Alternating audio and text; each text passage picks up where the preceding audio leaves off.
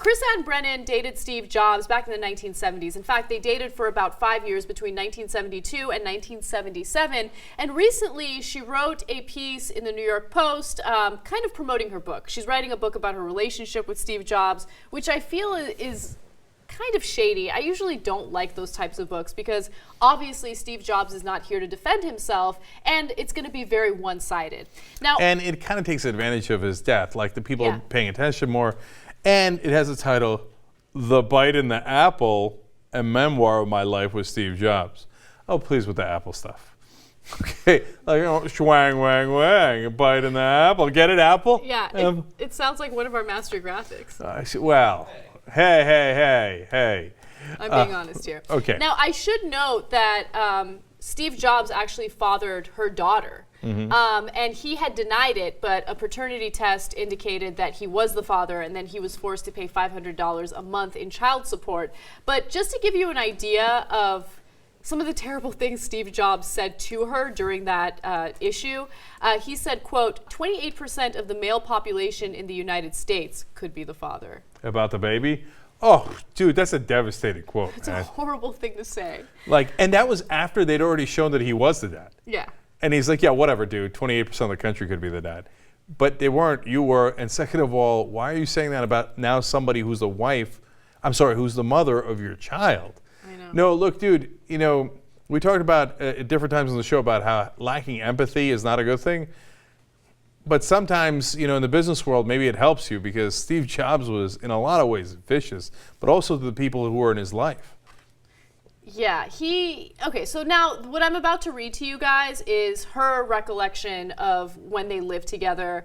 It could be a complete and utter lie. There's absolutely no way to make sure what she's saying is credible or true. Okay? Now, look, we're giving you that caveat, and we told you it's kind of cheesy to write the book after he dies, yada, yada. I'm sure she was writing it before, too, I would guess. Anyway, to take advantage of his fame, etc. The flip side is she's not alone. There's a lot of people who think Steve Jobs in his personal life and to his workers was a total douchebag, and to his partners. Yeah. Now look, he got screwed over at Apple. I mean, it's a complicated story, and it's a fascinating story. It's definitely not a black and white story. So understand both sides as we tell you the quotes. Now, Chrisann says that she had moved into a home with Steve Jobs and one of his friends who also worked at Apple, and that each one of them got to choose a room. And Steve Jobs wanted to take the room that was in the front of the home.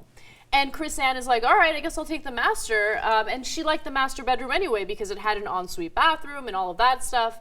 But then all of a sudden, Steve Jobs realized that she has the better bedroom, and he didn't like that. So according to her, after a month, Steve literally picked me up and moved everything I owned and took over the master bedroom. He'd finally realized that I had the better deal, a larger room with an ensuite bath and the privacy of the backyard. Steve had paid for the security deposit for the rental, so was, in fact, entitled to the room he wanted, but he was so graceless that I felt humiliated and outraged. Yeah, he didn't seem to have a lot of social graces.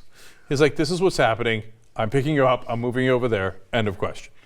Yeah. Dude, have a conversation first. So, and by the way, have a baby mime. I should be a millionaire. Well. Or not. Or perhaps not. So, by the way, I totally glossed over a really big part of this that I really want to discuss with you. So, it's not like they were just buddies that were randomly having sex every once in a while, and so they decided to have separate rooms. They were together for 5 years. Okay, and he told her, oh no, we're not sharing a room. I want to be able to choose when I want to spend the night with you. I'm now hearing the internet screaming, or at least half the internet screaming, boss. Certainly our audience, considering the huge male demographic. Okay, there's a lot of dudes right now thinking, wait, let me get this right. Okay, look, I'm going to stay with you. I'm going to have sex with you for 5 years. But please, we're not staying in the same room. And I decided that I like this room better. Gone. You're over there, I'm over here. And remember, this is before he became very, very famous and successful. He was boss all the way through. I'm a little angry with her that she allowed that to happen. I'm not mad at him, right? Mm-hmm. He is who he is. is. I'm not mad at you. I'm not mad at him. He is who he is, and if this is the way he wants to treat women, then, you can go ahead and treat women that way. It's up to the women to decide whether or not they're going to deal with it. I'm angry with her that she dealt with that. Mm-hmm. I'm having sex with a dude, and he's not going to let me stay in his room with him? Boss. Not boss. You're done. Well, he could be boss out on the street. Boom. Okay, You're well, out. Unfortunately, you'd be on the street because he was paying for the house. But still, you see my point. Yeah. All right, what else? So even after swapping rooms this way, Steve and I still shared nights of lovemaking so profound that astonishingly, some 15 years later, he called me out of the blue to thank me for them. Wow. So that was a positive. That was the only positive thing I read. Everything else was negative, but I thought I would throw that in there because apparently they like to get it on. Some profound lovemaking. All right, going to work, going to jobs. He was married at the time of his call, and all I could think of was, whoa, men are really different. Imagine if I had called him to say such a thing.